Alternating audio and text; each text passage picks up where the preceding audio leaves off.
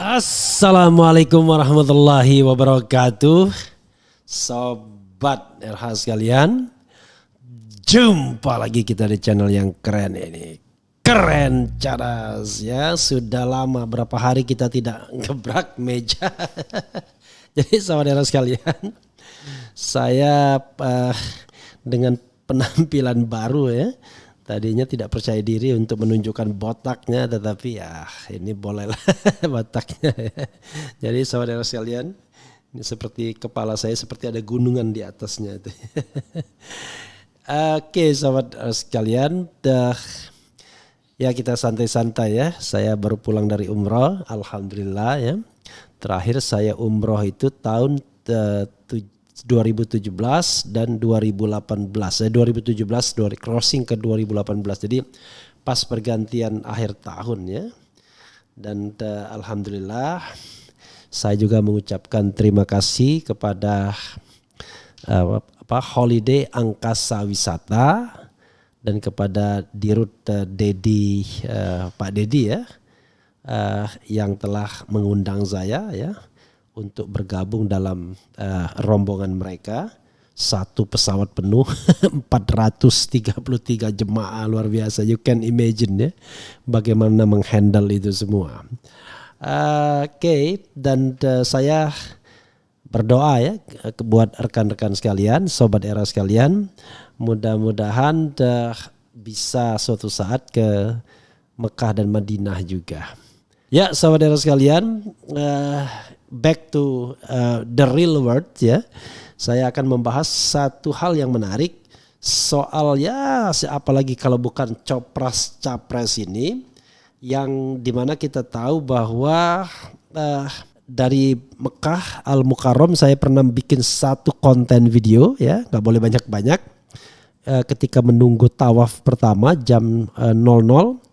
Soal Anies punya kepastian mendapatkan tiket sebagai calon presiden. Dan Anies adalah the only calon ya, kalau tidak salah so far yang sudah bisa mendapatkan tiket itu. Prabowo mungkin iya dengan dukungan PKB, tetapi kita tidak jelas apakah PKB iya akan mendukung Prabowo karena ya gosip-gosip tetangganya, sekali lagi ini analisis politik dan gosip tetangganya, bahwa yang namanya Muhaimin Iskandar itu atau PKB mendukung Prabowo karena perintah istana ya.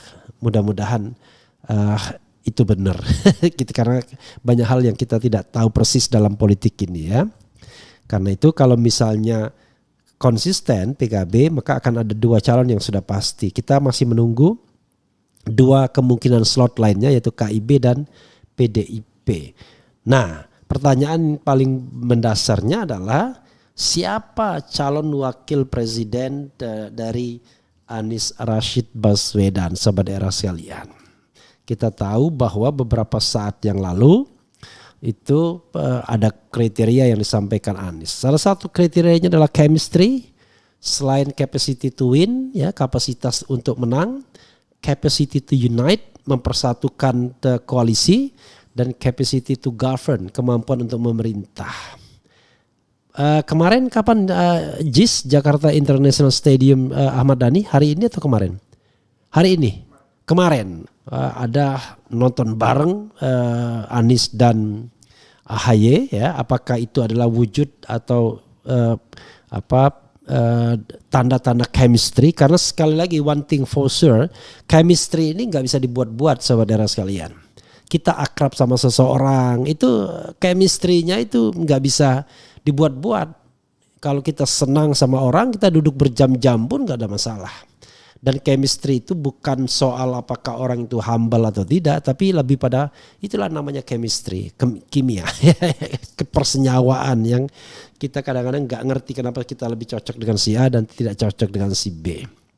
Nah, Rocky Gerung rupanya mengendus bahwa ada skenario tukar tambah katanya. Kenapa tukar tambah?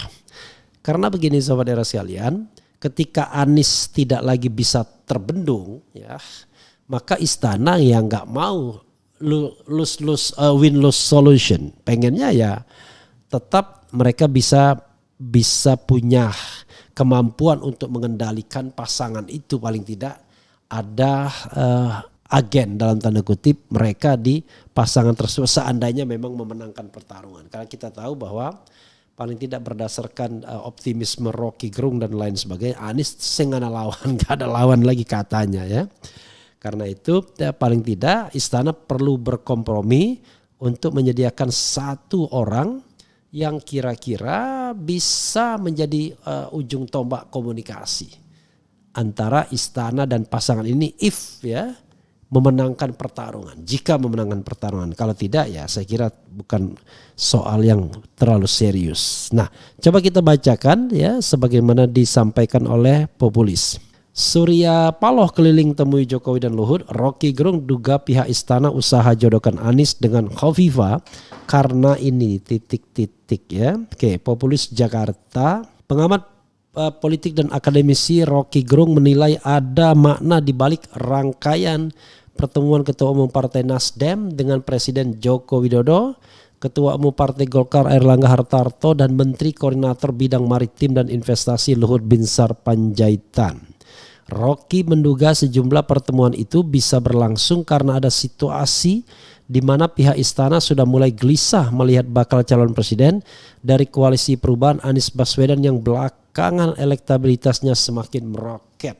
Jadi rangkaian itu memperlihatkan bahwa istana memang resah atau gelisah naiknya elektabilitas Anies dan dielulukan secara nyata. Jadi sebetulnya pada saat bersamaan Ganjar kasak-kusuk nggak dapat partaikan itu juga menggelisahkan, kata Rocky melalui saluran YouTube pribadinya. Kemudian Rocky menduga dalam sejumlah pertemuan yang dilakukan Surya Paloh dengan pihak istana ada pembahasan mengenai tukar tambah untuk memberi jalan Anies sebagai capres dengan catatan cawapresnya adalah orang-orang yang punya kedekatan dengan istana. Tetapi tentu akan ada tukar tambah walaupun tetap upaya untuk menghalangi masih ada. Kalau ternyata Anies unstoppable ya, luar biasa seperti Lionel Messi ketika menggiring bola unstoppable. Kalau sekarang Kylian Mbappe ya, maka minimal orang kedua itu dikendalikan oleh istana atau Jokowi, ujarnya.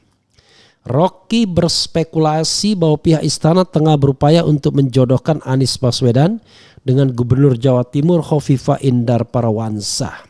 Sebab selain berada di bawah radar Luhut dan Jokowi, Khofifa juga bisa menjadi pasangan yang strategis bagi Anies. Jadi ada isu atau analisis yang menarik ketika Khofifa maju sebagai Gubernur Jawa Timur. Bayangkan dia mendaftar sebagai Gubernur Jawa Timur dalam posisi sebagai menteri. Bayangkan sobat era sekalian. Kok bisa seorang menteri mundur untuk menjadi Gubernur Jawa Timur?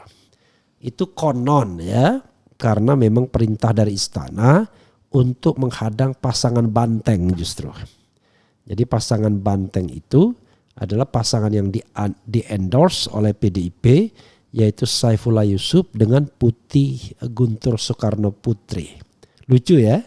Sementara pasangan istana yang diperintahkan adalah Khofifa Indar Parawansa dan akhirnya Khofifa yang menang. Jadi Khofifa dianggap punya kedekatan dengan istana. Tapi jangan lupa dalam konteks Jawa Timur siapapun yang menang ya tetap NU.